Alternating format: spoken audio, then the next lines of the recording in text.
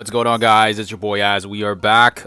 We are excited here today. We're going to be bringing up our next 5 legendaries for the last part of the Dark Dimension 5. As you guys see here, we did get a 6 red on that Morgan Le Fay as well.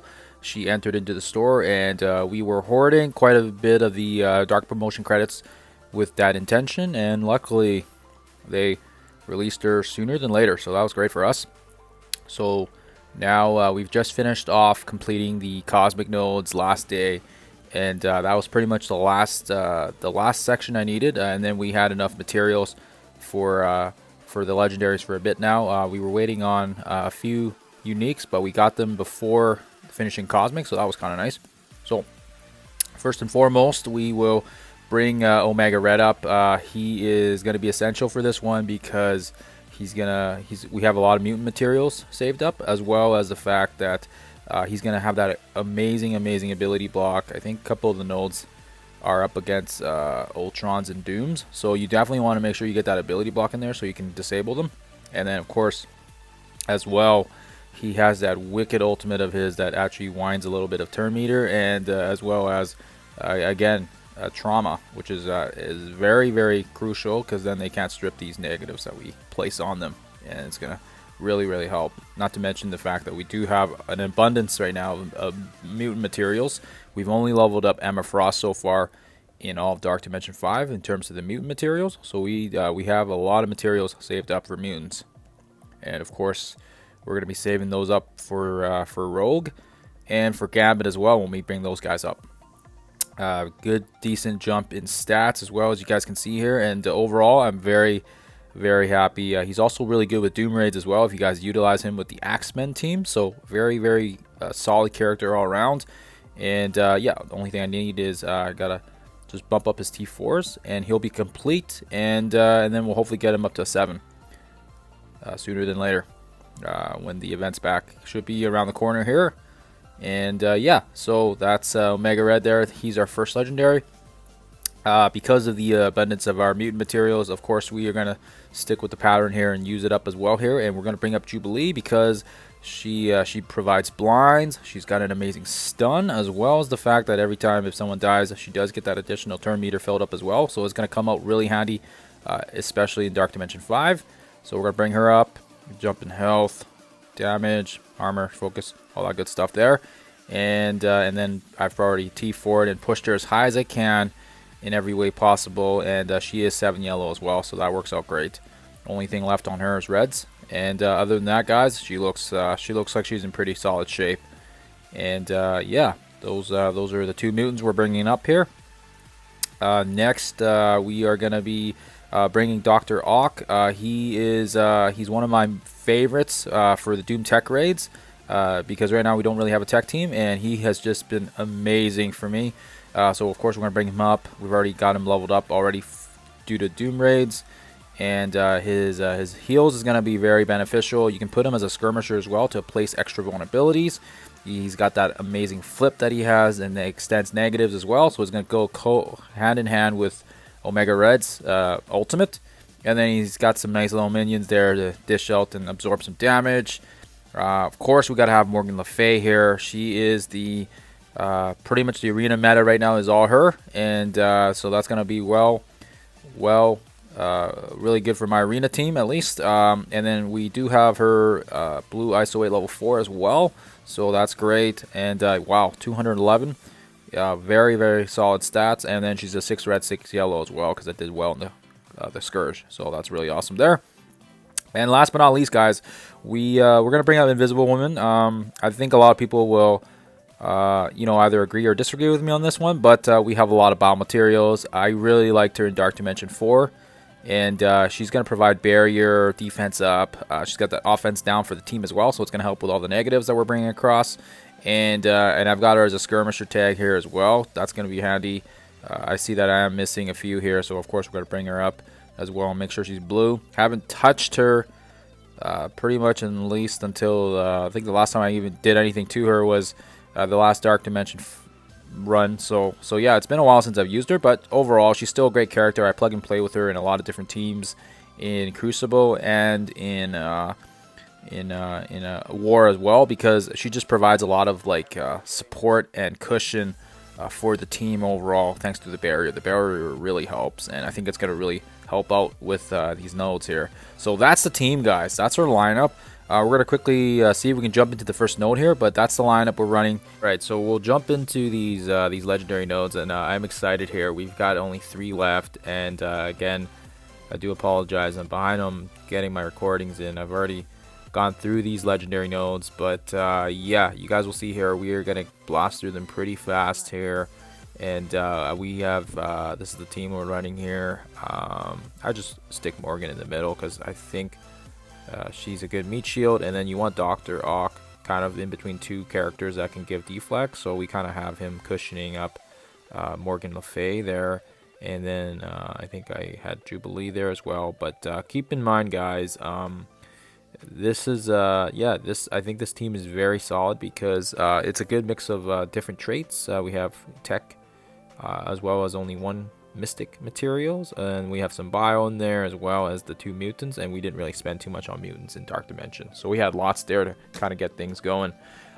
So as you guys see here, we're going to do the ability block that's going to get us going here and give us a lot of extra, a little bit of negatives across the board. We've got lots of utilities thanks to Dr. Ock. He's going to be able to lengthen some of these negatives as well.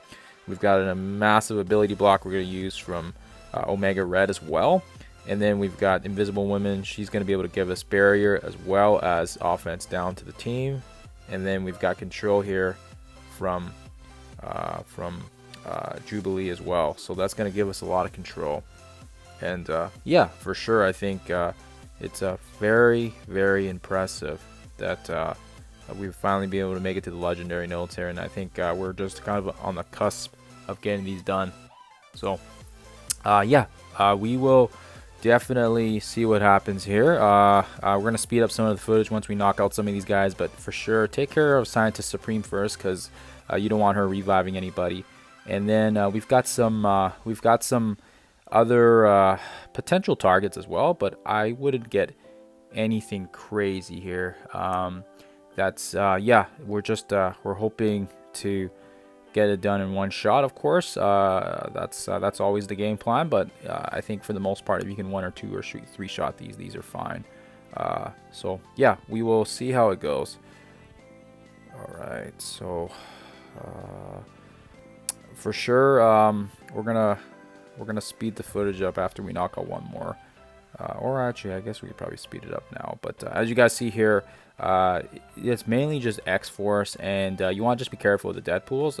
If you don't take care of them, he can get healed up from the negatives. So make sure you're taking care of them fast. And then we do have Weapon X stunned as well and blinded. So I mean, really, that's or sorry, not stunned, ability blocked and blinded. So she's not going to be too much of an issue. But if she is, just keep an eye on her as well.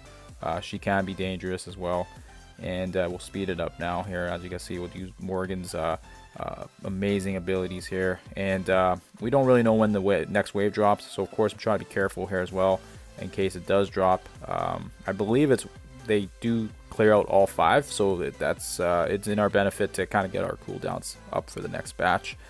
And it will be very straightforward given the fact that we have so much control with these characters. I mean, these legendary characters are definitely a tier above the normal characters, and they do each, with the ability blocks and the stuns and the blinds, we have a wide arsenal of skills we can use here. So of course this is nice. Invisible Woman is I haven't used her since Dark Dimension 4, and I find that her barrier and her defense up just really helps complete the team.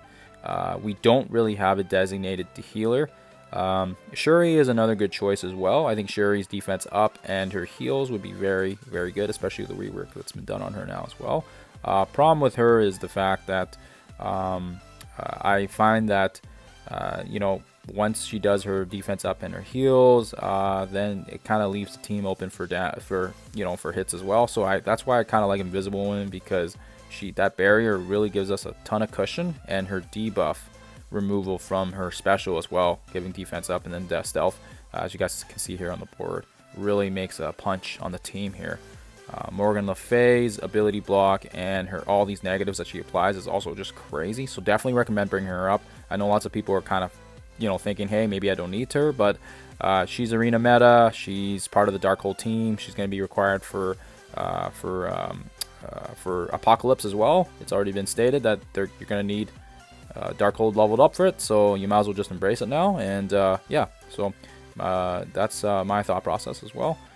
Speeding this up for you guys as well, so we can just kind of get through it. And the next wave, I think, is I think another 5 or 6 characters are dropping. But yeah, very straightforward. Kind of another mismatch of some. I think it's X-Force and some more. Yeah, just some really random characters. I don't know. The synergy is nice, or the lack of synergy, I should say, is nice because they don't really have much going on. Oh, I was looking at the wrong chart. Whoops. Yeah. Yeah. And then of course we have Silver Surfer here. It's good to take care of him first. You want to make sure you don't give him a chance to use that ability block or his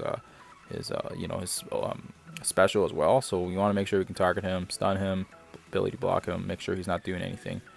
He's gonna be probably the most dangerous character on this node, and it's nice for us that we do have so much characters that can control the board the way that we do. So we're gonna use Morgan's special again here, and again we have her as skirmisher, so she can land those vulnerabilities at the same time as she uses that special, and then we can land the ultimates and get those ability blocks as well to all those controllers out there. And it's just crazy.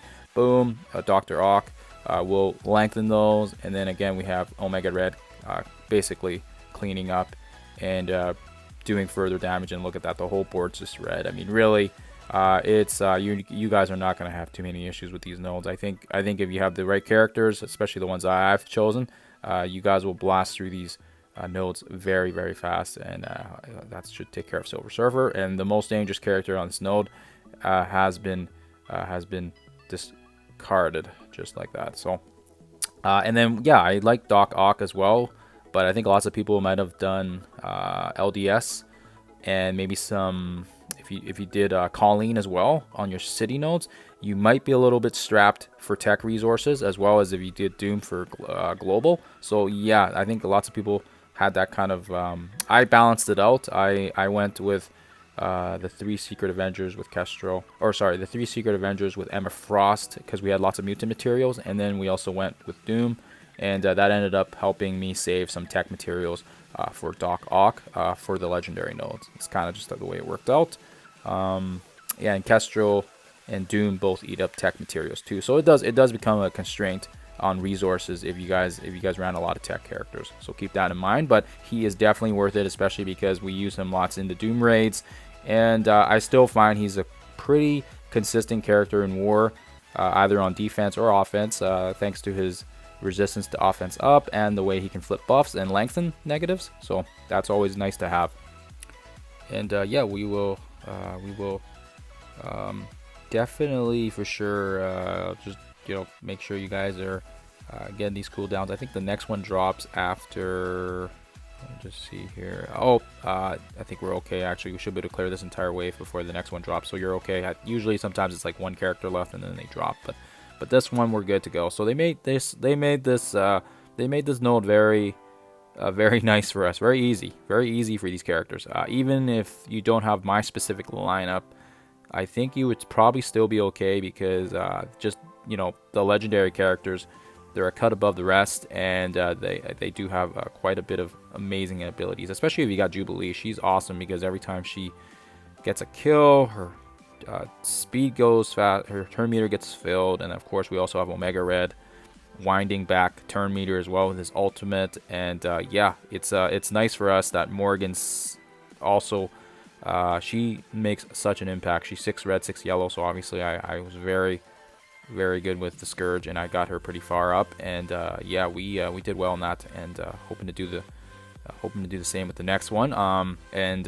so far, I mean, as you guys can see here, very straightforward. We're just gonna pretty much just have the fast sped up footage of the rest of this node here, because you guys don't need to see the normal speed, because I think you can see here it's very controllable, very sustainable. It's fairly easy, just as long as you're targeting, stunning. I don't really know if there's too many characters that are gonna be too much of a hiccup. I think probably just that Silver Surfer, Iceman's weak. Yo-Yo's weak too. Pretty straightforward. I think not really any curveballs, and I think for that we'll see how the second node goes. But I think it's gonna be very similar as well when I do the recording and go through it as well. And yeah, it's very straightforward, guys. Last 3 guys are dropping, and it's yeah, like I said, nothing new. Lots of these Inhumans, and kind of the reason why it's kind of making me think, definitely for sure, not really something that I'm going to be looking to invest them in the future, especially with the Scourge requiring them. Just their synergy. They either need a rework or something, because Black Bolt and Yo-Yo are pretty much the only 2 characters on that team that are even worth taking up to level or gear or anything like that. So anyways, that's it, guys. That is the first legendary node. I think it's number 13 if I recall. But yeah, we get our gold, we get our lovely amazing completion there, and as you guys can see here, it's a one shot, but glad we got it done. And now we've got some time here to do the next ones, and I'm probably most likely gonna hopefully do the recordings for those, and when I get some time I'll get them uploaded to you guys. But that is it, guys. That is the first legendary node with my lineup, and hopefully this helped you guys out. We'll catch you guys in the next one.